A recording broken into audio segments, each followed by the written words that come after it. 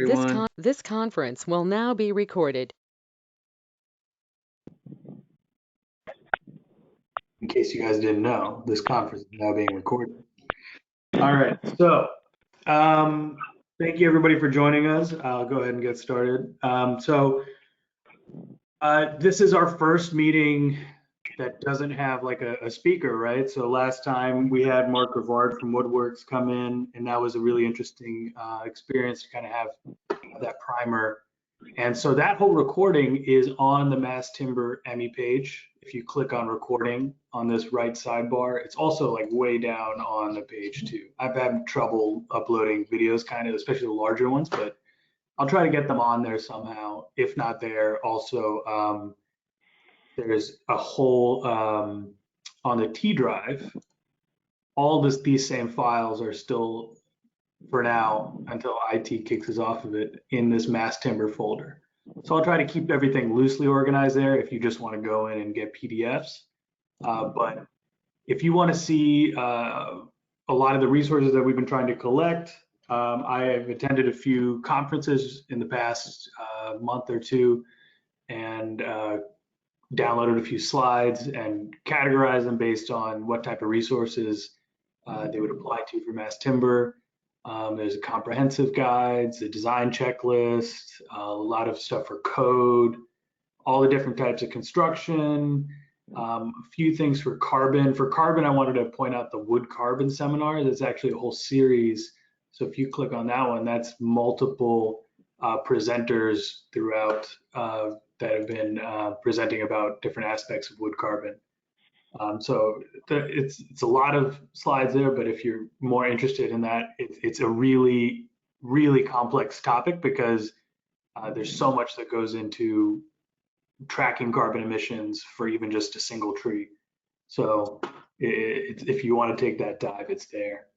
Also, all the different types of products and a lot of case studies. And if you guys have case studies, projects you think are interesting, particularly for the type of projects that we do in the office. If you think it's something that like it's the type of stuff we do, but it's not on this list, send an email to me, point it out, maybe send a link to some good images or resources you might have, and I'll try to put that on this here too.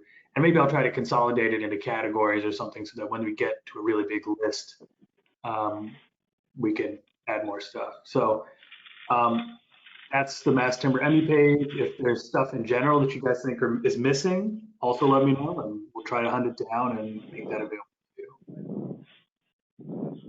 So I think I'll hand it over to Kristen. She wanted to talk about the Candida building. Hello. Yes, so before we talk about the Candida building, because I can't find my notes on it. I think they're at the office. But I have pictures. But also just thinking about what the needs are in the office around mass timber and making sure that we're hitting those needs. I am like Anish, and I have a ton of resources that have happened in the last year. So we'll be making the Emmy page the one-stop shop for that. But also wanted to point out, Anish, on the Emmy page, the Mass Amherst project. I did hear the other day on one of the calls with the sustainability person who worked on that project. They are going to do a recap of that BSA presentation. Apparently they did an hour-long presentation about that project in the fall or at some point. It was highly missed. So they're going to do it again soon. That's the word. And just to reiterate, if you are really interested in this topic, definitely log on to the Carbon Leadership Forum and become a it's loosely a membership, but it's free and you get emails with great information. And then this morning I attended the BSA group has the Carbon Leadership Forum Boston chapter, basically Boston group. And that is where a lot of really great things are happening locally. Not just embodied carbon, but also mass timber and sharing resources and trying to get this thing moving quicker. So I highly recommend getting involved with the BSA carbon group. So instead of, for example, you know, one of us doing research in the office on trying to figure out our mass timber, where our CLTs are going to come from, you've got the power of all these other firms, and everyone's sharing their resources and talents. So definitely get involved with those two groups. And I guess then the other thing is then just let Anish and I know, and Harry as well, you know, what the needs are. Just keep communicating what kind of information people are talking about and looking for in your project meetings, or if it comes up at all. And we'll do our best to try to pull together what we can. So let's see, share my screen.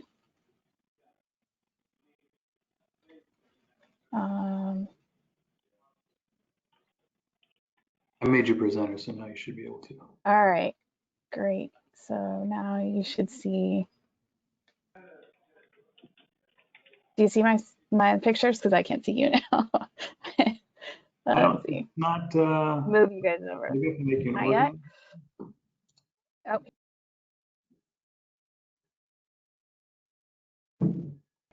No. Oh, there we go. Now I see it. Yep. All right, great. So this is the Candida building in Georgia. And it just recently opened last fall, and Greenbuild happened to be in Atlanta. So we got a tour of it with the Building Green group, and one of the architects led us through and shared all kinds of interesting information about the timber itself. And I'll try to do my best to remember, since I don't have my notes in front of me, but the Candida Foundation actually commissioned this building. So it's pretty rare that we get to work on these types of buildings, but it is a good, essentially a test for this building type, and they're sharing a lot of the information that came out of it. It is a living building, or it is going for that certification. You have to show your performance a year after it's built. So they're in that process right now. And so it actually should be net positive. The picture we're looking at right now is,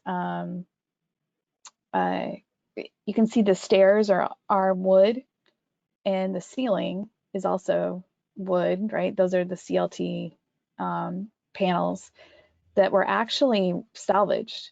So those are actually salvaged. I believe it was 2x6s from. Call from Sorry. 781-502.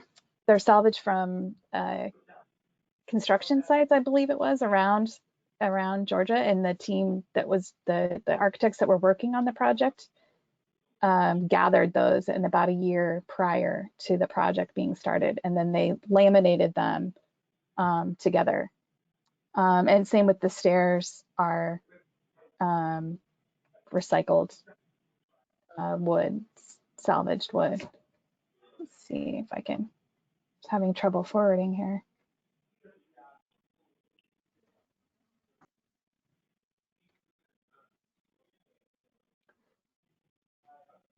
Sorry, guys.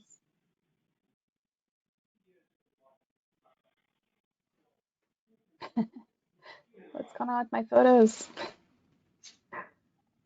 Oh no.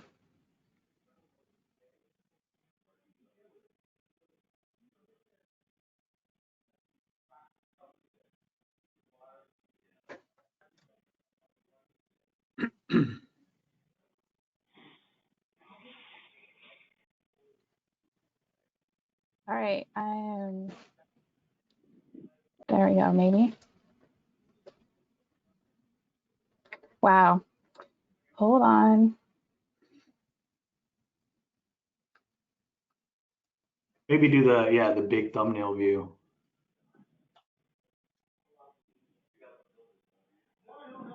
Is that what you're talking about? Sorry, I got a new computer today too.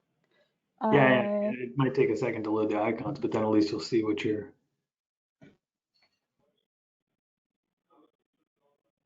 Doesn't it just cycle through these? Oh, Normally, but yeah, sometimes it just. there we go. Okay. Oh my God.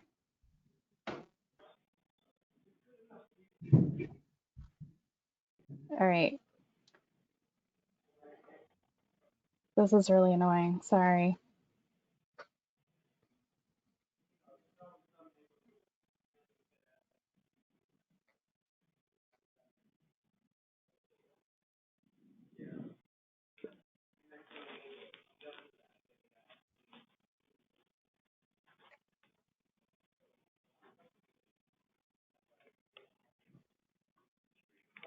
I don't know if it's a time, it's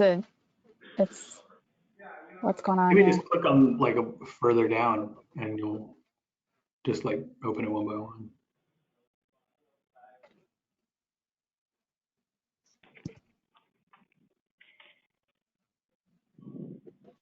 Yeah, that's fun. Well, I'll also put these in a place where you can easily share them, but oh my gosh. Yeah, it's okay. I think we'll just come back to it later. Yeah. So yeah, let's do this another time. But I'll share these on Emmy and also share the notes when I get them back. And then the other building that we wanted to point out was the Bullitt Center.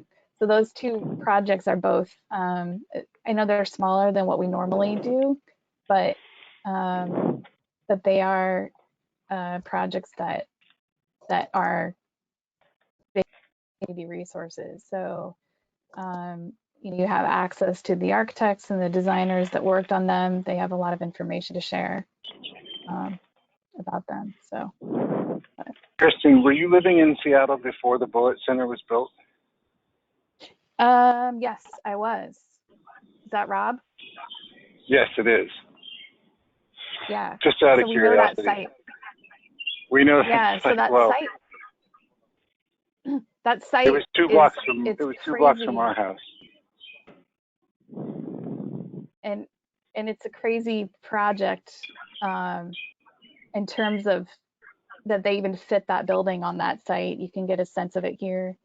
But I mean, it's a very tight site, and it's hard to tell. But from this angle, it's uphill. This is quite a steep uphill, and I remember when they were putting this structure up, we were very shocked. It's like, wow, that's all wood. That's just crazy. Yeah. Yeah, this was like 2005 or something, right? Yeah. 2010, yeah, I think. after that. I was gonna say it was after that. Yeah, because it was right after we moved, and it was shocking to come back because our house is just down the hill from this project. Well, one of the best bars in town was there. For one of the best gay bars, I would say. Cuffs was on that site. That's right. Yeah, it's interesting how far it's come from, like, even then, like they used nail laminated timber for all those decks, but now because they didn't have like CLT wasn't even like that like popular, it wasn't that easily available. And then now right. no one to use an LT, it's like old school. Yeah, that was very early. I mean, Right. it must have been one of the first mass timber buildings that, I mean, it did all kinds of things. It was like a first kind of top 10 winner. Yeah, that guy, Michael Green, is like the king of mass timber, I think, right now. Like if you're doing something on mass timber that's cutting edge, you really end up consulting him for anything. Right. And if you go to ThinkWood's website, they have information on quite a few projects as well. Miller John Martin, Hole I did have a both of the question for projects. you. Sure, So go for ahead. John Martin, I have a question. This is Rob. John, what types of projects, since you've done one now, do we envision that we could actually target for mass timber? Which clients and what types of projects? Well, we are designing one. We have not executed one, but I think that it really spans the whole gamut. Clearly, there's a passion for it in higher education. That's where the one that we're doing at University of Southern Maine is happening. Although, in order to conserve costs, the front two structural bays of the building, moving from front of building to the back of the building, are being done in mass timber. And the contractor is recommending that the rear four structural bays of the building be done in steel. So it's going to be a hybrid system. And we're not all that happy about that. We would have loved to see the whole thing be mass timber, but the cost premiums are just too much at this point. And we also were surprised to find out that despite an initiative to foster mass timber manufacturing in Maine, we really can't source any of the structural members or the CLT planks from Maine because the industry's just not there yet. And then finally, I'll bracket that by saying we're doing a large commercial lab building in New Haven for a private developer who is courting commercial laboratory tenants, everybody from institutional tenants coming out of Yale to privately funded second stage research companies. And we proposed there to do the ground floor, this little portico, this extension that's not a part of the core building, but it's freestanding almost. It's a barnacle on the building, but we proposed that all of the structure outside of the 10-story steel be mass timber. And that really resonated with the tenants and with the owner. So I think it's got a lot of positive reception everywhere, but no one understands. Like, I'm looking at all these photos and videos, even to get a 20 or 30 foot span, the beams have to have all of these steel tension trusses in them. Every one of these photos I've seen in an atrium, it's the long spans that begin to give us trouble. So I'm anxious to see how we deal with that. I think the vertical columnar structure, the thickness of the wood can bear a lot of weight. It's just when you go horizontal that it begins to be a little clumsy. So long answer to a short question, but Yeah, that's some of the things That we was talked great. about at the Convita building, were the bays, how tricky it was to do the bays, and I had a picture of a huge king, a huge truss they had to bring in that was steel, just to get the classroom to be an open footprint. But there are some. The other thing about supply is that from all these embodied carbon, there's a whole wood carbon series, and then there's also just an embodied carbon series that's happening. And what they're talking about is the gist of the kind of details is that the Southeast has some good supply, the Northwest has good local supply, but for us in this region, we're relying on Canada and actually even Europe. And so it's, but it's still the carbon footprint of the wood, because it's a carbon store. It isn't necessarily, doesn't necessarily matter where it's coming from. It's still worth the embodied carbon reduction to use it. And that and then they're also not concerned about the supply. You know, a lot of people are pushing back saying, if you do a lot of mass timber projects, then aren't we going to be worried about depleting our forests? And actually, it is a sustainable material, and the forest conditions in the United States are so good that that isn't a concern, that there will be enough supply and they will be able to manage that, because the managed forest practices are better than South America or anywhere else. So that's encouraging to know as well. It's kind of some myths that are always put out there. But yeah, we need a lot more work in the Northeast to get more of the products to be available.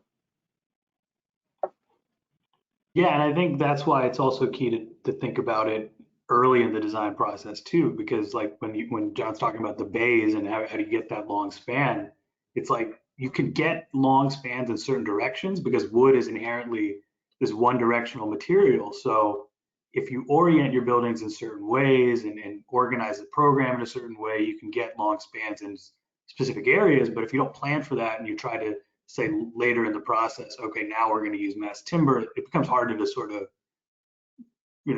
reverse engineer your whole process for that. So yeah, definitely if you're thinking about designing a building, you have to think about the bay spacing and how to organize that. And even what type of product you're using, right? Nail laminated, glue laminated can go a lot farther, CLT goes smaller. Yeah, and then even contractors, I think convincing contractors is hard because even if you can prove something is lower, it's about liability and being the first person to do. Nobody wants to be the first person to do something in construction. So breaking those barriers it's a long process that we still have to work on. And that is the sentiment that I've heard on all these a lot of these presentations is, at first there is a little hesitation about the mass timber, but in actuality, any team can pull it together. So there isn't a special mass timber team or construction crew. It's your framing or even your steel team that can just pull this together. So that's encouraging to know. Not unlike Passive House, where you do need special training.